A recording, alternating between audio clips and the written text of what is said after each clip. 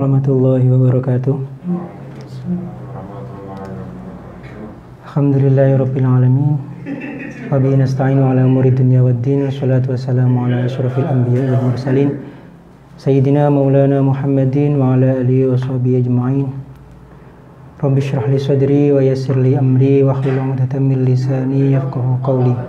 Amin. Kepada teman-teman Ansor semua, kepada para teman-teman Ansor Pecakwangi.net, pada sore hari ini kita akan melanjutkan kajian dalam kitab Minhajul Muta'allim. Yang kemarin kita membahas tentang ilmu, ya, dari mulai keutamaan ilmu, kemuliaan ilmu. Nah, untuk sekarang kita akan membahas tentang keutamaan atau kemuliaan orang yang mempunyai ilmu.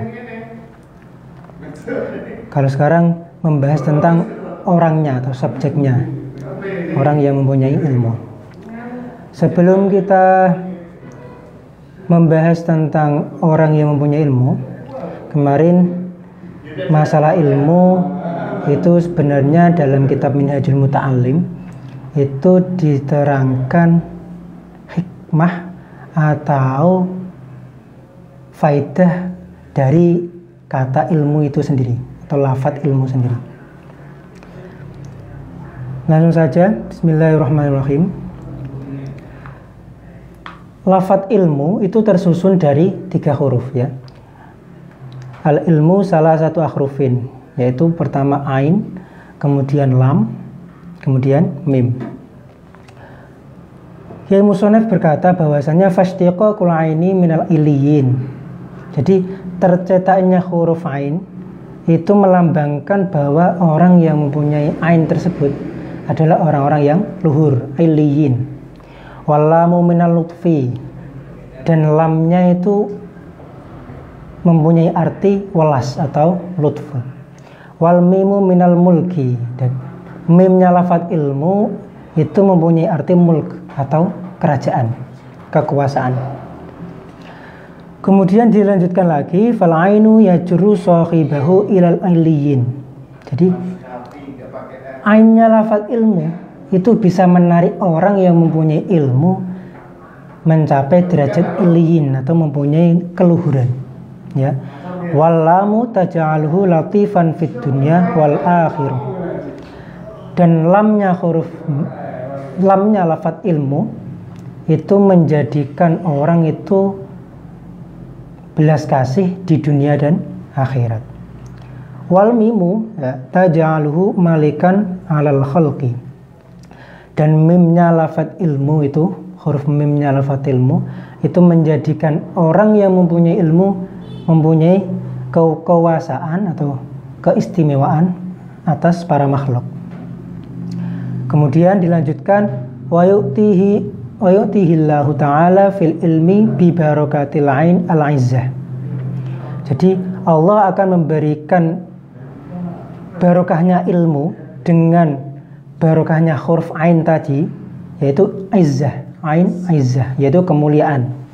Wa bi barakatil lami latofah, dengan berkahnya lamnya yaitu rasa belas kasih sayang. Wa bi barakatil mim mahabbah wal mula'amah, dengan barokahnya mim dari huruf ilmu tersebut itu menjadikan mahabbah dan mula'amah, ya. Mula'amah itu pantas. Jadi mahabbah entah itu dia semakin mahabbah kepada Allah atau dia mendapatkan mahabbah dari para makhluk. Kemudian syarful ilmi atau kemuliaan ilmu. Saya akan loncat dari poin yang sangat penting, yaitu masalah kenapa sih ilmu itu sangat mulia sekali, ya. Dalam Al-Quran, doa yang mempunyai lafadz lafaz tambah itu adalah tentang ilmu. Makanya di surat di juz berapa 16 ya, yang fata'ala Allahul malikul haq wala ta'jal bil qur'ani min qabli ay yaqda ilaika wahyuh wa qur rabbi zidni ilma. Jadi lafaz doa yang mana doa itu nilainya tambah. Rabbi zidni, zid itu kan minta tambah. Itu hanya dalam kaitan ilmu. Wa qur rabbi zidni ilma. Kalau dilihat dari doa-doa yang ada dalam Al-Quran itu kebanyakan jarang sekali. Memang nggak ada yang zid, itu nggak ada. Hanya zidni ilma. Selainnya contoh Rabbi habli, Rabbi habli hukmau walhikni bis solihin, atau contoh Rabbi habli minas solihin, atau apalagi Rabbana hab lana min azwajina, ya. Hab Rabbana la tu'akhidna, Rabbi anzilni, Rabbi inni lima anzalta ilayya min khairin fakir. Jadi lafaz dalam Al-Quran yang berbentuk doa yang teksnya itu minta tambah, yaitu Rabbi zidni ilma. Nggak ada tau Rabbi zidni zauja, kan nggak ada. Gitu ya kamu Cip. Jadi lafaz zid dalam Al-Quran itu yang mempunyai nilai tambah itu dalam segi ilmu, ya. Rabbi zidni ilma. Kemudian aqala Abu Ishaq Az-Zari rahimahullahu ta'ala pernah bercerita, inna Allah ta'ala an'ama ala nabiyyi bi asya'i falam yamunna alaihi bi syai'in minha illal ilma. Abu Zari rahimahullahu ta'ala bercerita bahwasannya Allah itu memberikan nikmat kepada nabinya, dan memberikan nikmat kepada nabinya itu sesuatu yang banyak. Falam yamunna alaihi bi syai'in minha illal ilma. Maka Allah tidak memberikan anugerah kepada para nabinya kecuali dengan ilmu, ya. Kemudian Allah berkata, wa 'allamaka ma lam takun ta'lam wa kana fadlullahi 'alaika 'azima. Jadi waqala Ibnu Abbas radhiyallahu ta'ala, inna Allah ta'ala a'ta Sulaiman wa Dawud alaihi wassalam al-ilma wal mulka. Allah itu memberikan keistimewaan kepada Nabi Dawud dan Nabi Sulaiman berupa ilmu dan kerajaan. Wa manna alaihima bil ilmi la bil mulki wa ghairihi. Dan Allah memberikan keanugerahan kepada Nabi Dawud dan Sulaiman dengan ilmu, bukan dengan kerajaan atau selainnya. Seperti dawuhnya Allah, walaqad ataina Dawuda wa Sulaimana ilma, ya. Walaqad ataina Dawuda wa Sulaimana ilma. Wa qala alhamdulillahilladzi, itu seterusnya. Wa hadza dalilun ala anna ajallal asya' huwa al-ilmu. Itu menunjukkan dari dawuh ini, walaqad ataina Dawuda wa Sulaimana ilma, ini menunjukkan bahwasannya lebih mulia-mulianya sesuatu itu adalah ilmu, lebih agungnya sesuatu itu adalah ilmu. Wa qala Ibnu Abbas radhiyallahu anhuma, dia berkata bahwasanya Ibnu Abbas berkata, khuyira Sulaiman shalawatullahi alaihi bainal ilmi wal mulki fakhtaral ilma 'alal mulki fa'atahu Allahul ilma wal mulka ma'ahu. Jadi Nabi Sulaiman itu disuruh memilih oleh Allah. Kamu memilih ilmu apa kerajaan? Itu istilahnya. Kamu memilih ilmu atau kerajaan? Kemudian Nabi Sulaiman fakhtara ilma 'alal mulki. Aku lebih memilih ilmu daripada kerajaan. Fa'atahu Allahul ilma wal mulka ma'ahu. Maka Allah memberikan ilmu dan kerajaan bersamaan. Dalam artian ketika kita mempunyai ilmu, istilah donya katut, ya. Seperti kemarin sudah dibahas, man aradad dunya fa alaihi bil ilmi wa man aradal akhirata fa alaihi bil ilmi wa man aradahuma fa'alaihi bilmi. Jadi ketika kita menginginkan dunia juga harus mempunyai ilmu, kita menginginkan akhirat juga harus mempunyai ilmu, apalagi ketika kita menginginkan dua-duanya itu juga harus dengan ilmu. Itu masalah kemuliaan, tentang ilmu, mulianya suatu ilmu. Kemudian kita akan membahas lagi keutamaan orangnya, orang yang mempunyai ilmu, ya. Fadlul ulama'i utawi iki keutamaane wong kang pira-pira ulama. Qala Nabi alaihi salatu wasalam, isnani min darajatin nubuwah, ahlul ilmi wal jihad. Jadi darajat kenabian itu ada dua. Pertama ahlul ilmi, kemudian ahli jihad. Amma ahlul ilmi fadallu an-nasa ala ma ja'at bihir rusul. Adapun ahlul ilmi itu menunjukkan kepada manusia bahwasanya ahlul ilmi itu dia menjadi estafet pada para rasul. Karena apa? Yang menunjukkan ilmunya para nabi itu tetap juga para ahlul ilmi atau ulama. Makanya kemarin sudah disinggung bahwasanya al ulama warasatul anbiya. Wa ahlul jihad wajahadu biasyafihim ala ma ja'at bihir rusul. Adapun ahlul jihad itu menunjukkan bahwasanya dia itu jihad dengan pedangnya untuk estafet perjuangannya Rasul. Karena dulu memang jihad itu memang harus konteks jihad ya. Zaman dahulu memang itu perang ya. Kalau sekarang kan Nabi sendiri sudah menghentikan bahwasannya jihad zaman sekarang itu bisa melawan hawa nafsu. Tolabul ilmi itu juga termasuk jihad ya. Makanya kalau dalam konteks zaman dahulu itu wajahadu bi amwalihim wa anfusihim. Zaman sekarang juga seperti itu, wajahadu bi amwalihim wa anfusihim. Untuk ilmu itu maksudnya anfusihim, karena itu berkaitan dengan tubuh atau anggota badan. Akal itu kan termasuk anggota badan. Bi amwalihim ya termasuk harta benda atau sumbangsih kita, apa yang bisa kita bantu itu. Kemudian Kiai Musannaf melanjutkan bahwasannya Nabi juga pernah berkata, wa qala alaihi salatu wassalam khina dzukira indahu rajulani ahaduhuma 'abidun wal akharu 'alimun. Jadi Nabi itu pernah bercerita bahwasannya ada seorang laki-laki, dua orang laki-laki. Satunya itu orang yang abid atau ahli ibadah, yang satunya itu orang yang ahli ilmu. Kemudian fadlul alim 'alal 'abid kafadli 'ala adna rajulin min ashabi.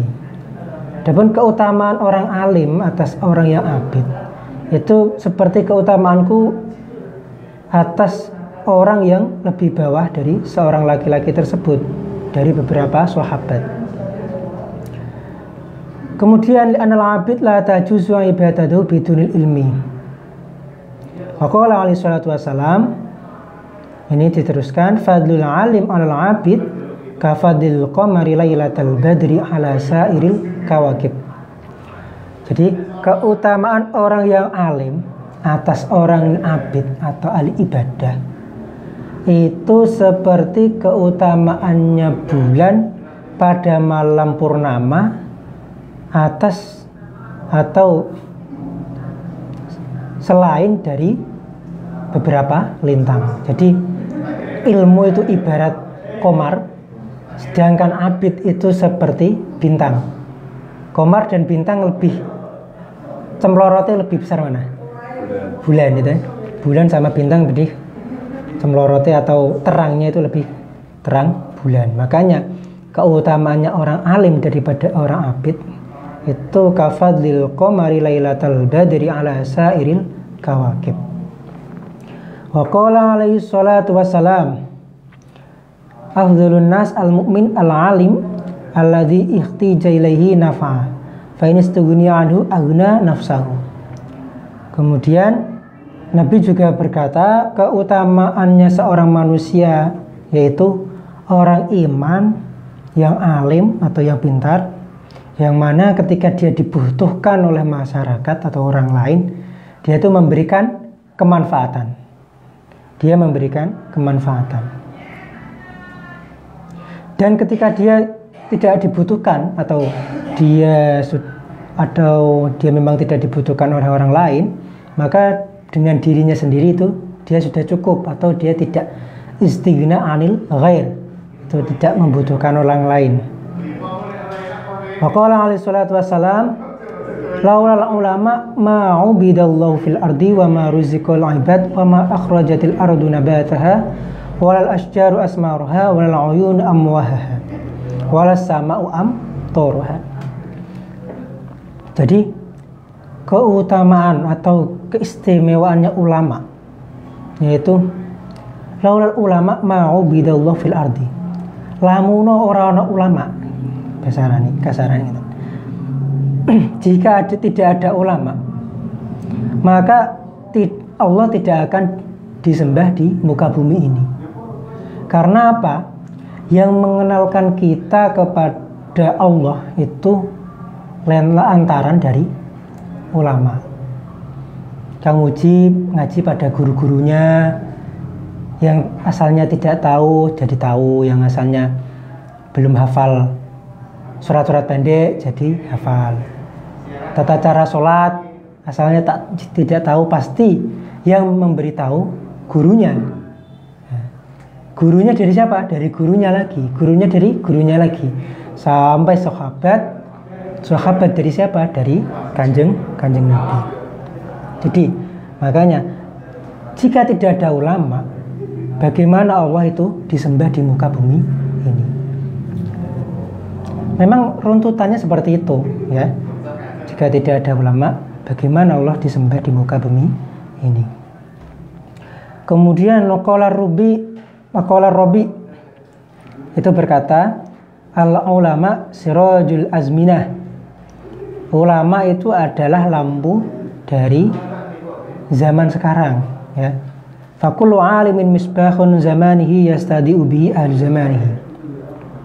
Maka setiap orang yang alim itu menjadi lampu penerang bagi umatnya atau bagi masyarakatnya. Wa qala ba'duhum kullu mahallatin fiha alimun. Jadi sebagian ulama berkata bahwasannya setiap tempat itu harus ada orang alim. Fahum ahyaun, dan orang alim itu menjadi penerang dari zaman tersebut. Wa kullu mahallatin la yakunu fiha alimun fahum amwatun.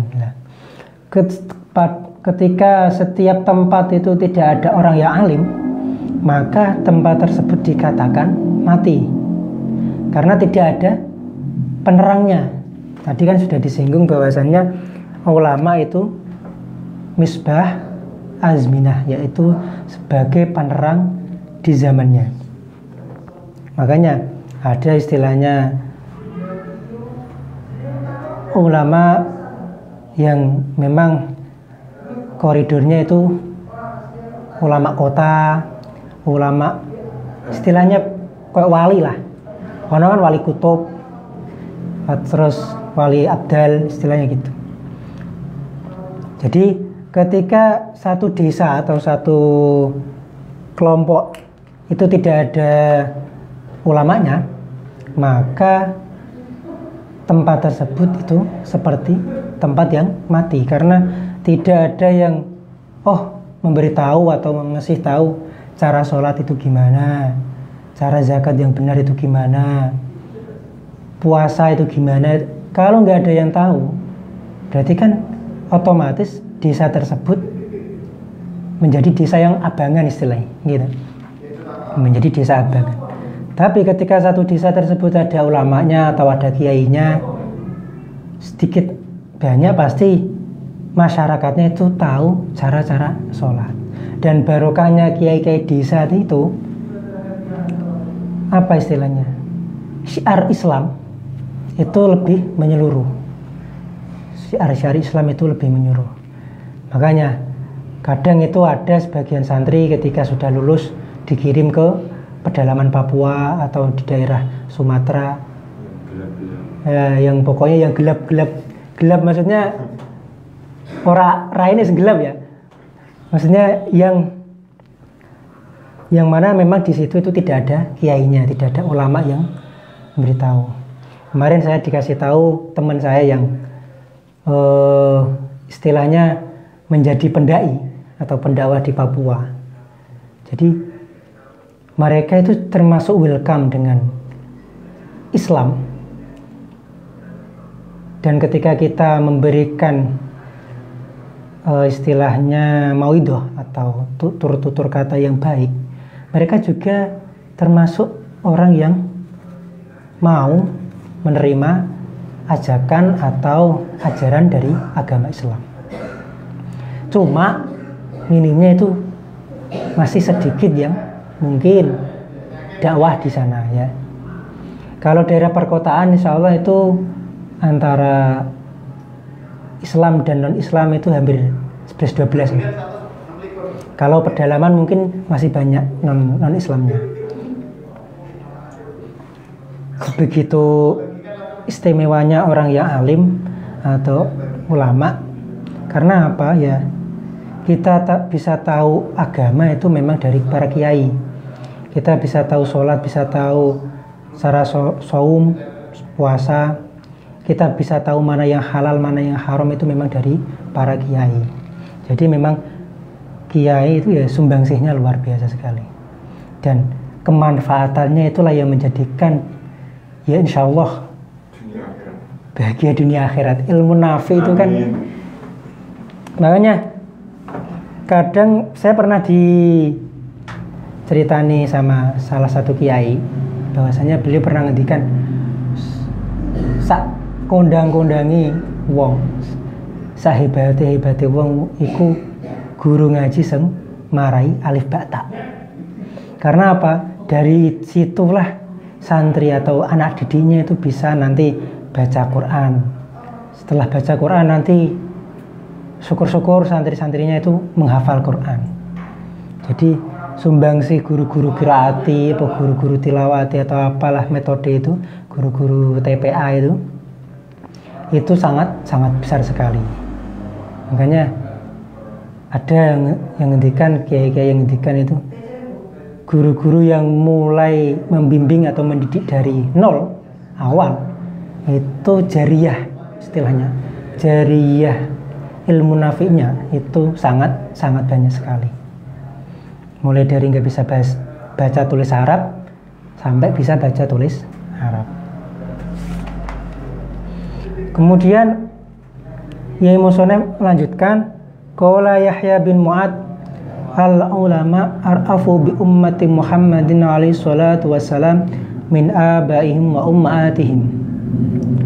Bahwasanya ulama itu lebih welas atau lebih banyak kasih sayangnya pada umatnya Nabi Muhammad daripada bapakmu atau ibumu. Nah, karena apa? Li'anna aba'ahum wa ummahatahum yahfadunahum min narid dunya wa afatiha. Dikarenakan bapakmu, ibumu itu hanya menjagamu dari api dunia. Ya. Wal ulama yahfadunahum min naril akhirah wa ahwa liha. Adapun ulama itu menjagamu dari api yang ada dalam akhirat atau api akhirat. Istilahnya orang tua itu dia mendidik mungkin dari segi roh jasad kita.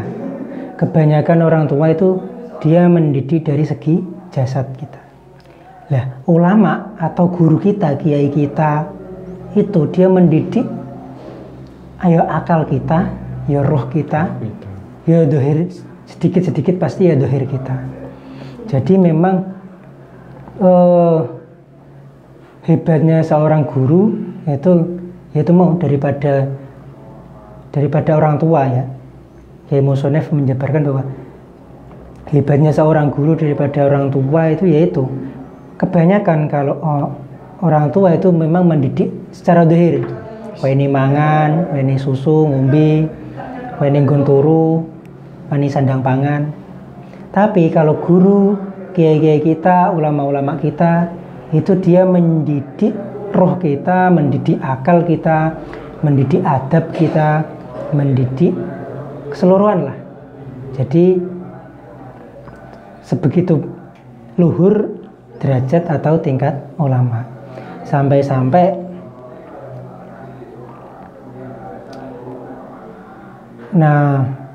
Nabi juga pernah berkata bahwasannya innallaha ta'ala wa malaikatahu wa ahlus samawat wa malaikatahu wa ahlus samawati wal ard hatta namlata fi juhriha iku la yusalluna ala muallimin nas al khaira. Jadi sesungguhnya Allah, malaikatnya dan ahli langit dan bumi, sampai-sampai semut yang berada di leng istilahnya, itu mendoakan orang yang mengajarkan ilmu kepada manusia, mengajarkan al-khaira, yaitu mengajarkan kebaikan. Apalagi di Bucawangi, alhamdulillah, untuk survei pondok pesantren itu kan banyak tingkatannya atau presentasinya, itu termasuk banyak pondok pesantren yang ada di daerah Bucawangi. Jadi namanya pondok pesantren ya pasti kan mengajarkan kebaikan.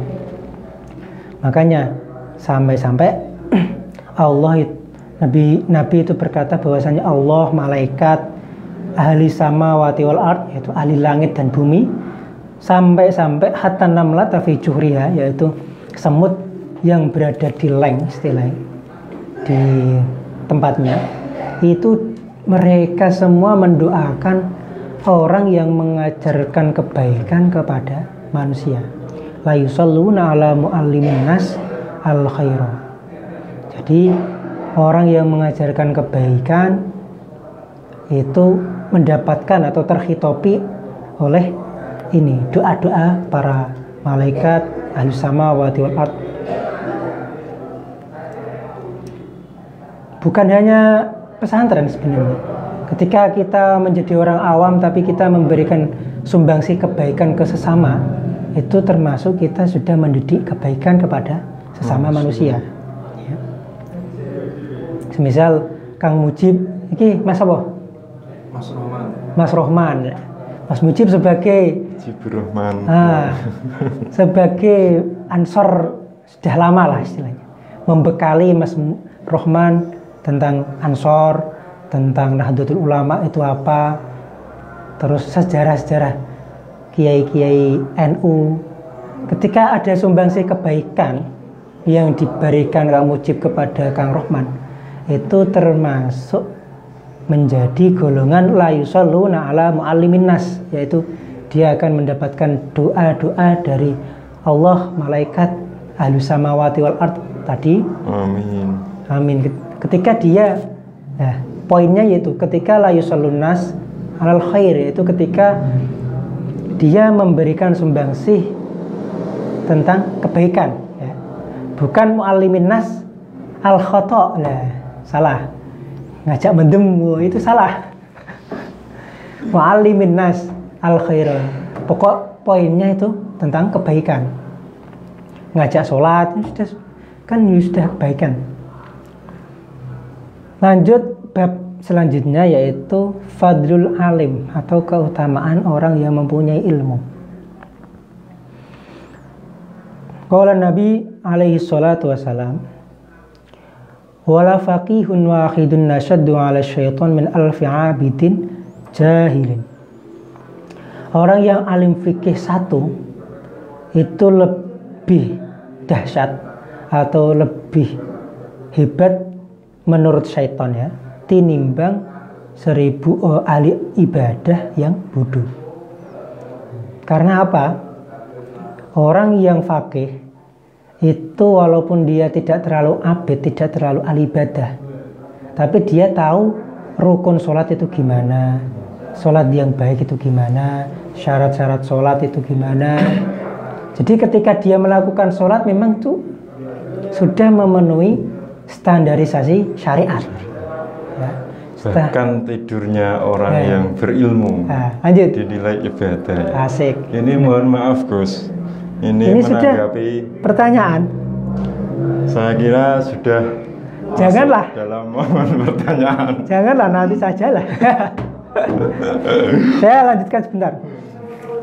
Ini penting ini. Kenapa? Dan ini juga menjadi istilahnya ya obsesi saya menjadi orang alim, tidak akan ya. Amin amin. Amin. Karena ya itu, kalau kita ibadah itu kan capek. Ya belajar juga capek sih.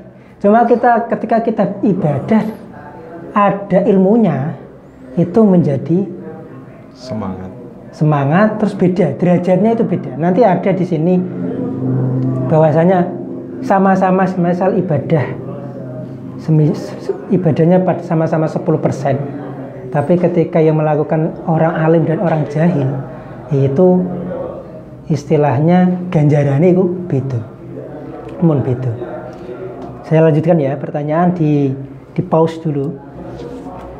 Ya, tadi wala faqihun wahidun asyaddu 'ala syaitan min alfi 'abidin jahilin. Orang yang faqih satu itu lebih merepotkan setan ya. Lebih merepotkan setan daripada 1000 ahli ibadah yang bodoh. Disambung tadi apa mau?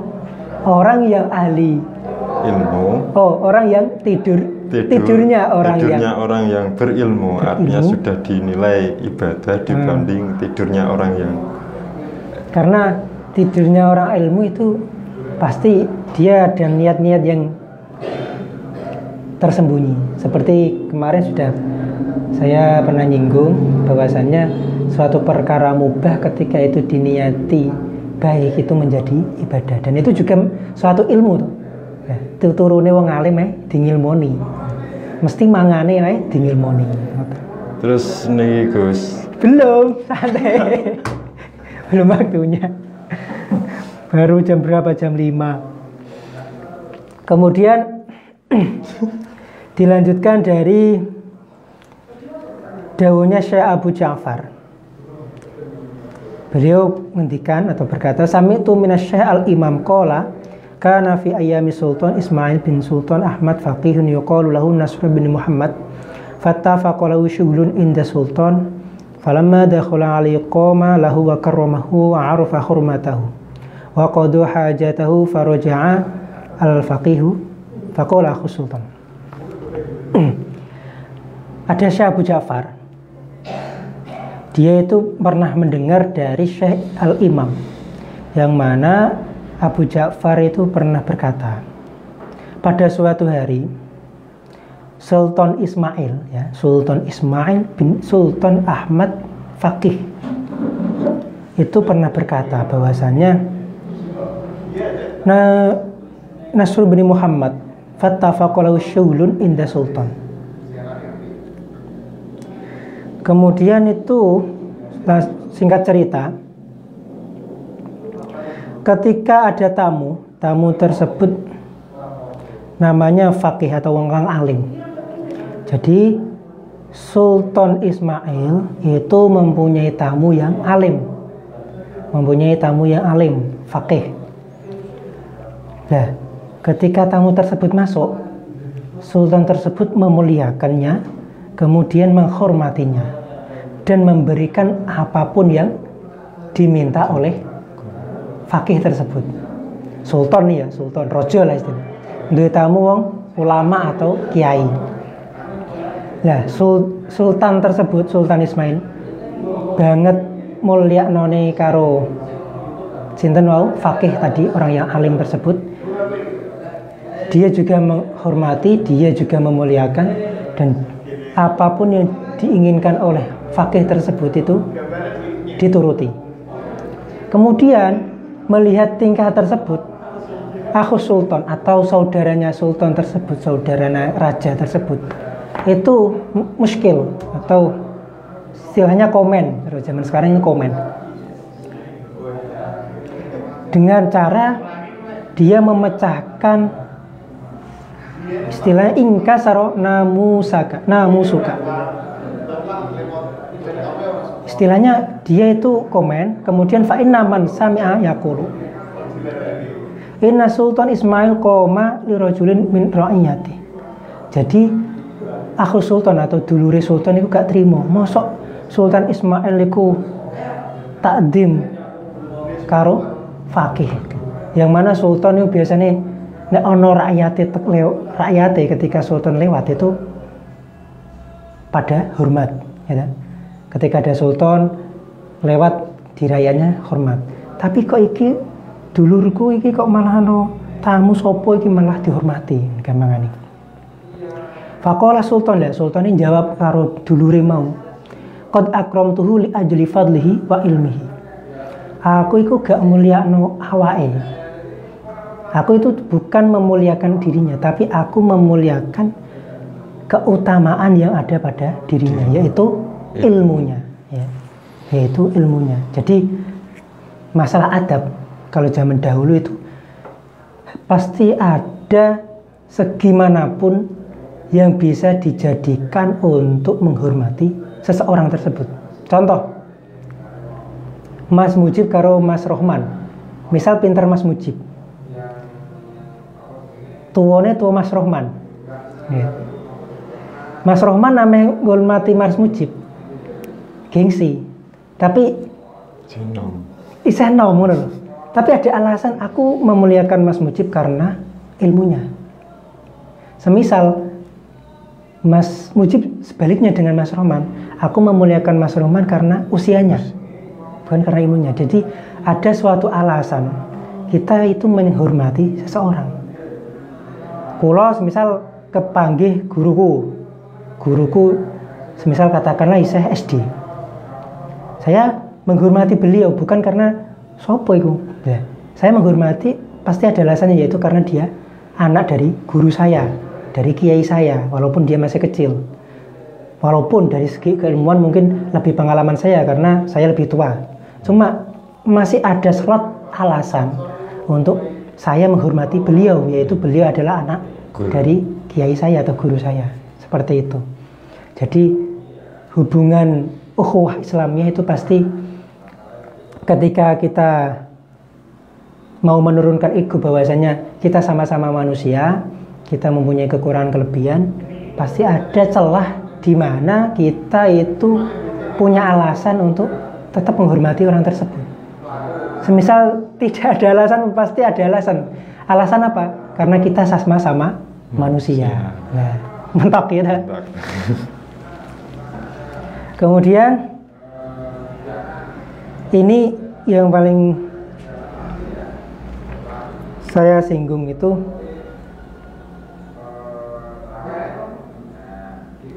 tentang masalah alim. Kemarin saya nukil dari kitab Ta'limul Muta'allim, yang mana ada ibarat mengucapkan man arada ayyakuna ibnuhu aliman fayambaghi ayyura'iya al-ghuraba minal fuqaha wa yukrimuhum wa yu'azzimuhum wa yu'tihim syai'an fa illam yakun aliman yakunu hafazuhu aliman. Jadi barang siapa yang mana menginginkan anaknya itu menjadi orang alim, maka seyogyanya dia menghormati orang-orang alim dan memuliakan, menghormati, mengagungkan dan mengasihkan apa yang kita punyai kepada orang alim. Fa illam yakun aliman yakunu hafazuhu aliman. Maka ketika anak kita itu tidak alim, maka yakinlah bahwasannya besok putu-putune kita atau cucunya kita akan menjadi orang yang alim. Itu juga yang dilakukan ayahnya Hujjatul Islam Imam Ghazali, yang mana backgroundnya Imam Ghazali itu sebenarnya orang-orang biasa. Cuma ayahnya atau orang tuanya Imam Ghazali itu bercita-cita bahwasanya ingin anak-anaknya itu menjadi orang yang alim. Makanya ketika ada majelis ilmu atau apa, mungkin yang bisa dikasih ke orang alim itu dikasihkan, ya. Orang tuanya Imam Ghazali, Imam Ahmad itu mengasihkan kepada orang-orang yang alim supaya apa? Anak-anaknya itu bisa menjadi orang alim. Dan apa? Ketika beliau mengasihkan itu, beliau juga berdoa semoga anak-anaknya itu menjadi orang alim. Dan alhamdulillah walhasil Imam Ghazali menjadi hujjatul Islam atau bentengnya, hujjahnya atau para hujjahnya agama Islam. Dan Imam Ahmad atau saudaranya Imam Ghazali itu menjadi pembicara atau orang kiai panggung istilahnya, kiai panggung yang hebat. Dan dua-duanya itu menjadi orang yang alim. Makanya solusi atau cara pintas ketika orang tua itu tidak alim lah dengan cara ini. Ya, benar mudah sekali dengan cara mahabbah dengan orang alim. Mahabbah. Solusi ya. Kalau mungkin jenengan belajar sudah sulit, bagi para orang tua yang mungkin sudah sepuh ya, menginginkan anak cucunya alim, mungkin solusi ini bisa jadi solusi yang paling baik gitu. Mungkin lagi apa pertanyaan? Pertanyaan Gus, niki sudah banyak yang kirim pertanyaan. Bisa dimulai Gus nggih? Ya, dua saja ya. Untuk pertanyaannya. Jangan banyak-banyak. Dari jenengku Kavi Ansori, akun FB. Saya pernah dengar sebuah makalah, naumus shoimi ibadatun dan naumul alimi afdhalu min ibadatil jahili. Kalau memang betul begitu, lantas bagaimana hukum dari naumu shoimil alimi atau tidurnya orang alim yang berpuasa? Apakah pahalanya semakin berlipat-lipat ganda? Apakah tidurnya orang yang puasa dan alim itu memiliki pahala yang berlipat ganda? Gitu Gus. Ya. Terima kasih. Terima kasih Mas Kavi Ansori. Jenengku Kavi Ansori. Kemarin sudah disinggung dalam bab yang pertama kemarin, bahwasanya Allah berkata, "Qul hal yastawil ladzina ya'lamuna wal ladzina la ya'lamun." Tidak sama ya, orang yang mempunyai ilmu atau yang tahu dengan orang yang tidak tahu. Nah, di sini itu sebenarnya sudah ada bab al-farqu bainal alim wal abid. Kenapa puasanya orang yang alim dan puasanya orang yang tidak alim itu beda? Fa inna man amila bi hasanatin wa huwa ghairu alim fal waqitu bi asyratin fa in kana aliman du'ifu bi khamsati ila khamsati alfin. Lah, kalau di sini fa inna man amila bi hasanatin wa huwa ghairu alimin, bahwa sesungguhnya seseorang yang beramal kebagusan tapi dia tidak alim ya, fal waqitu bi asyratin, maka amal perbuatan satu perbuatan amal itu diganjar 10 kebaikan. Wa in kana aliman du'ifu bi khamsina ila khamsimi'ati alfin.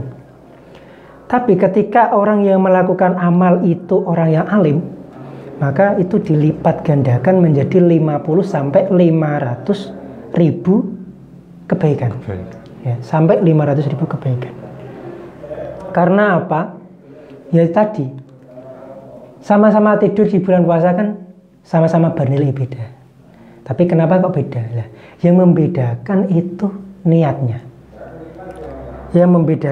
niatnya. Karena apa?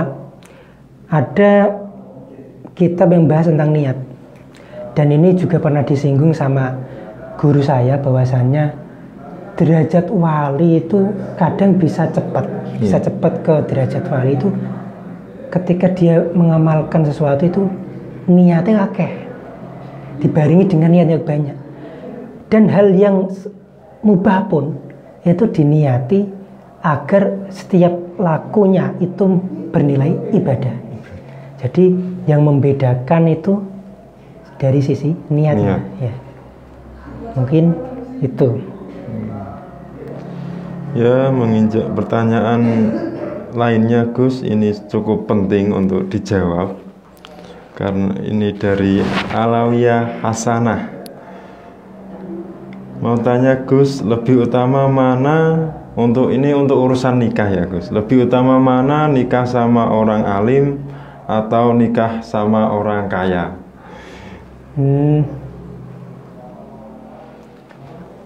Yang lebih utama yaitu orang yang nikah dengan orang yang memiliki agama. Kan kalau di hadis kan disinggung bijamaliha bidiniha binasabiha bimaliha fadfar bidzatiddin. Tapi yang paling diutamakan pilihlah yang mempunyai agama. Fadfar bidzatiddin. Nah, kalau orang yang mempunyai ilmu dan yang mempunyai apa tadi? Harta. Ya. Yang mempunyai harta itu sih objektif ya Mas. Kita lihat dulu, ini kan masalah nikah ya. Kita lihat dulu ketika orang tersebut mempunyai ilmu, apakah karakternya sudah cocok, keluarganya sudah cocok. Karena apa? Kita walaupun ilmu dan harta itu lebih penting, ilmu ya, ilmu dan harta itu lebih penting ilmu. Cuma ini yang tanya perempuan kan? Perempuan untuk urusan nikah. Iya, untuk urusan nikah. Jadi ada banyak sisi yang harus dipertimbangkan. Ridho ya, ridho orang tua itu penting. Mengetahui sifat calon kita juga penting.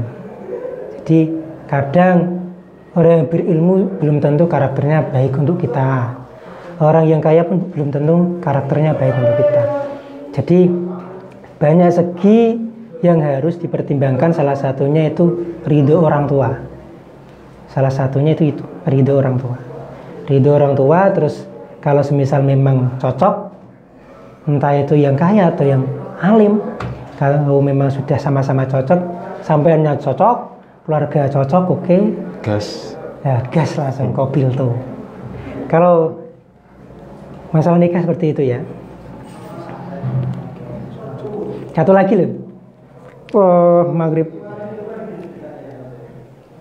Dari Ansor Soko Puluhan. Mana yang lebih utama Gus antara menuntut ilmu agama dan ilmu-ilmu umum lainnya? Dan dilanjut ini hampir sama, jadi satu untuk pertanyaannya. Ada titipan pertanyaan dari teman-teman Irmas Baitus Salam. Mohon izin bertanya Gus, bagaimana sikap kita ketika bertemu orang yang alim dan bagaimana ketika kita bertemu dengan orang yang biasa? Apakah perlakuan yang kita lakukan sama atau berbeda? Sun dari Ikrimah Baitus Salam Soko Puluhan.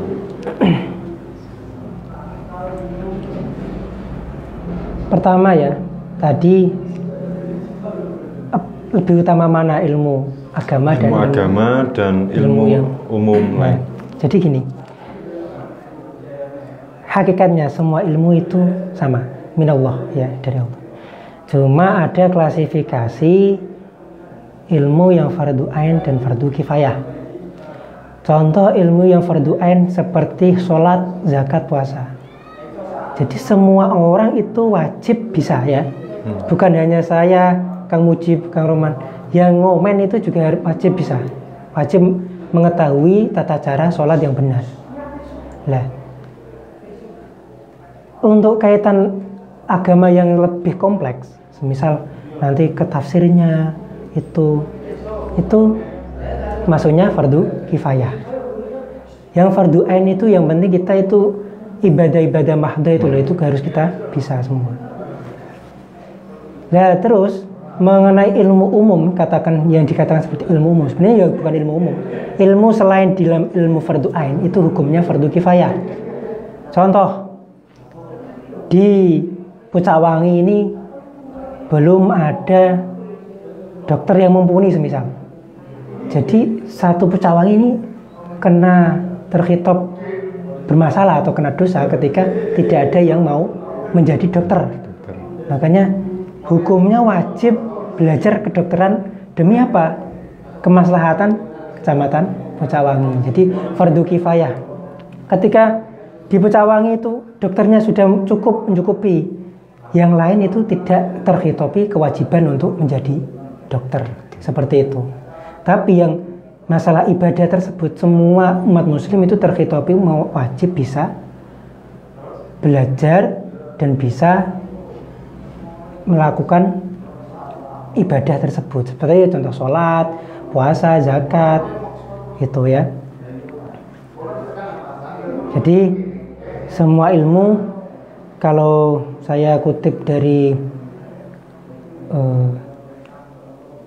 makolahnya Syekh Al-Azhar ya, itu beliau menghentikan bahwasanya semua ilmu itu sama, cuma ada yang fardu ain dan fardu kifayah. Jadi misal ilmu agama itu ya fardu ain, tapi ya yang ibadah mahdoh yang bersangkut pautan dengan ubudiyah itu fardu ain, sebenarnya itu fardu kifayah. Contoh kayak misal ilmu faraid, ketika di desa Sokopulan itu sudah ada yang pintar faraid, yang lain tidak diwajibkan untuk belajar ilmu faraid atau ilmu waris. Jadi gitu ya. Terus untuk sikap kita Gus terhadap orang yang berilmu, apakah sikap kita sama? Ya, sikap kita itu seperti sikap kita menghormati orang tua. Jadi memang kita, Islam itu memberikan tata cara tentang akhlakul karimah, adab. Sama halnya masyarakat Jawa itu juga memberikan pelajaran tentang unggah-ungguh budaya. Nek kepethuk wong sing luwih tuwa kita hormat. Sampai-sampai ketika kita bertemu dengan musuh kita juga harus hormat, tapi dengan cara karena dia lebih tua atau seperti gimana. Jadi ketika kita bertemu dengan orang alim, kita ya memang harus hormat. Walaupun semisal kita tidak cocok, kita itu menghormati ilmunya, bukan menghormati orangnya. Ya, beda ketika kita menghormati orangnya. Ketika orangnya bermasalah, pasti kita akan tidak suka. Tapi ketika kita menghormati ilmunya, entah apapun itu orangnya, ya kita hormat. Dan hormat pun itu tidak perlu atau tidak harus mengikuti, ya. Hormat itu tidak harus mengikuti. Contoh, dengan para habaib kita harus hormat ya? Ya. Harus hormat kan? Itu karena memang zuriyati Rasul atau zuriyahnya Rasulullah. Cuma ketika ada habib yang celeneh atau habib yang sifatnya provokatif, apakah kita harus ikut? Kan bukan. Kita tetap wajib menghormati, tapi kita tidak wajib untuk mengikuti. Kita beda nggak apa-apa, tapi tetap dalam perbedaan itu kita tetap mempunyai hormat pada beliau. Karena apa? Karena beliau termasuk zuriyah Rasulullah dengan niatan. Sama halnya seperti orang yang berilmu tadi. Ketika kita tidak cocok, kita tetap harus menghormati. Karena apa? Ikhtilaf atau perbedaan itu rahmat, seperti itu ya. Mungkin dicukupkan ya. Terima kasih Gus. Ya, alhamdulillahirabbil alamin. Kajian sih? Kayak sebelah kajian. Jadi belajar bersama tentang keutamaan orang alim. Mungkin saya sudah cukupkan. Dan sebenarnya saya saling suka itu memang tema ini, orang alim. Karena apa ya? Menjadi orang alim itu enjoy, santai gitu loh. Ketika kita melakukan sesuatu tapi didasari dengan ilmu itu kita santai, slow, enjoy, enak. Ya semoga kita semua bisa menjadi, bukan hanya kita, tapi dzurriyyah kita ya. Mungkin ini juga menjadi tamparan bagi para jomblo-jomblo. Amin. Untuk segera naik level istilahnya. Agar apa? Semoga kita menjadi orang yang ahli ilmu. Karena apa? Dengan ilmu kita bisa mendapatkan dunia dan akhirat. Mungkin dari saya sekian. Kalau ada salah kata saya mohon maaf. Mungkin ada kekeliruan juga saya mohon maaf yang sebesar-besarnya. Wa'alafu minkum ihdinas siratal mustaqim. Assalamualaikum warahmatullahi wabarakatuh. Waalaikumsalam warahmatullahi wabarakatuh.